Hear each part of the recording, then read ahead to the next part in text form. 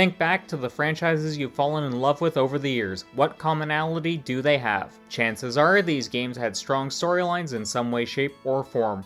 Storytelling is something humans tend to crave for whatever reason, and it has been the case throughout all of human history.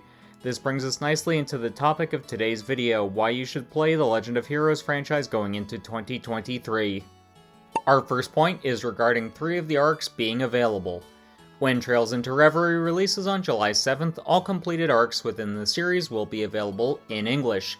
Given the series' heavily interconnected nature, this is a good thing. It means newcomers can jump in with either Trails in the Sky, Trails from Zero, or Trails of Cold Steel.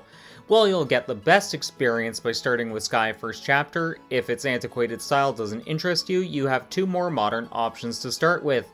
In previous interviews, Falcom President Toshihiro Kondo has said you can start at either Zero and Trails of Azure, or you can start with Trails of Cold Steel 1 and 2, and you'll just get different sides of the same stories happening concurrently.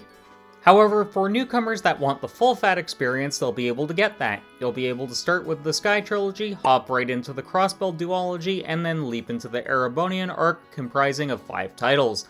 The 5th game being Trails into Reverie, which will serve as a proper epilogue to the Crossbell Duology as well.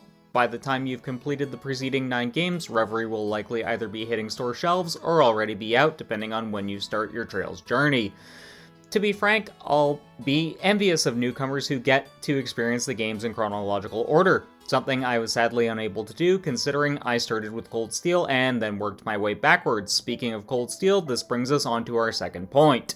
The series is going to get a brand new anime. While Trails did not fare well with its first anime outing with Trails in the Sky, the animated series, the franchise could really benefit from having either animated films or miniseries that showcase other events concurrent to the mainline games.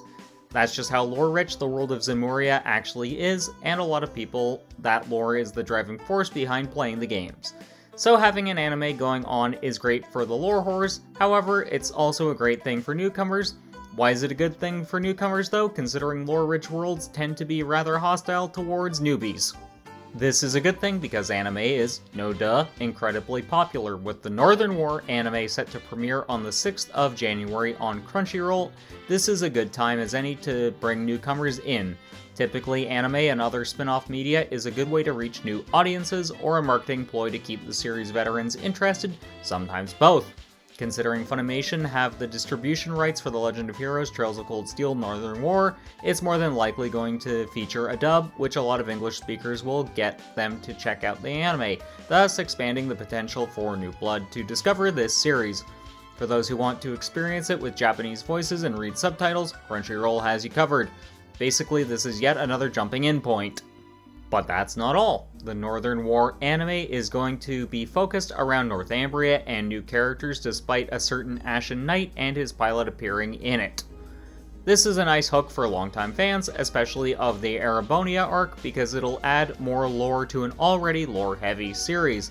Also, if you've played Cold Steel 3 and 4, you'll know the Northern War is a core component in Reinschwarzer's character growth, and it's sad to see that that was off-screen, at least until now. Memorable characters aren't just confined to books and film, they're obviously found in video games as well. If I asked you to name the top 5 characters from gaming off the top of your head, I'd imagine you'd think about Mario, Sonic, Nathan Drake, Kratos, maybe even Cloud Strife.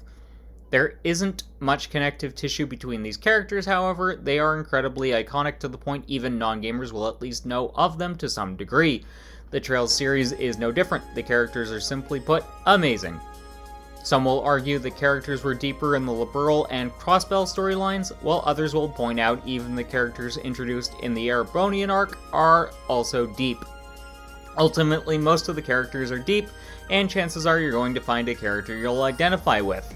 Me, for example, I find I identify with Reen. I also identify with Reen's student, Kurt Vander. At present, I'm working on a video that compares how these 2 characters are 2 sides of the same coin. When that's completed, I'll pin a comment with a link to it, and I'll insert a card on this video as well. Others will identify more with Lloyd Bannings from the Crossbell arc, and some will find themselves more in minor characters or even other major characters from the Sky arc. Ultimately, the characters are super memorable, and more than anything, I would say the Trails games have amazing characters. That's not to say the game's actual gameplay isn't amazing. because it is. While a lot of people will bemoan the game doesn't feature state-of-the-art graphics akin to Final Fantasy, the Trails games are just the complete package. The graphics are acceptable, the gameplay is deep, and has been refined to a point where it's very streamlined come Trails into Reverie. The music from Sound Team JDK is top-notch, ranging from calm and quiet music you could put on when studying,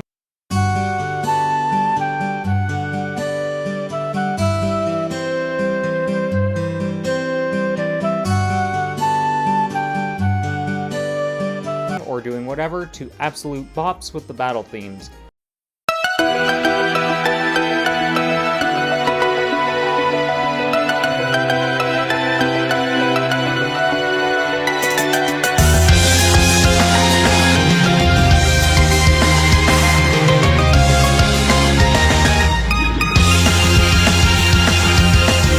Basically, whenever you buy a Falcom game, and more specifically a Trails game, you're getting a game that has great gameplay, great music, and great storylines.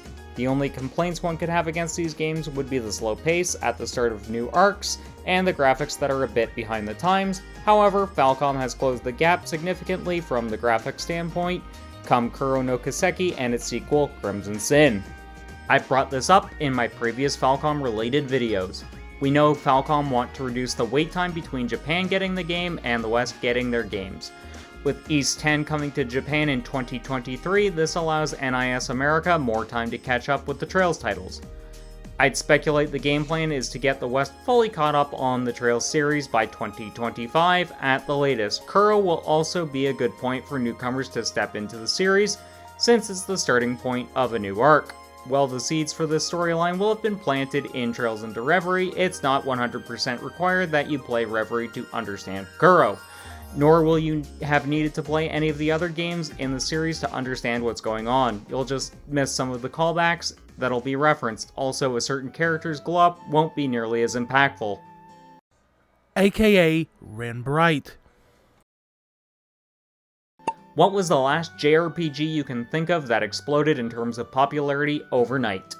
The only two I can think of offhand are the Tales of series and the Atelier series, both of which had small but dedicated fan bases for the longest time and then obtained some form of mainstream popularity with their latest releases. Another game that exploded in popularity very quickly was Octopath Traveler because it stood out from the rest of the JRPGs on the market at the time. Trails is poised to do that. It doesn't necessarily stand out on the shelf, and that isn't likely to cause it to explode. Its explosion is likely coming because of word of mouth is spreading for this series in the West. The word of mouth is partially thanks to the popularity of the Cold Steel games. So, those are just some of the reasons I believe you should consider playing Trails in 2023. If you've already played the games, tell me what some of your favorite moments in the franchise are to date. If you're new to the series and plan on picking the games up, feel free to ask questions in the comments. Also, my previous Falcom video should be popping up on screen now, along with another of my videos YouTube thinks you might like.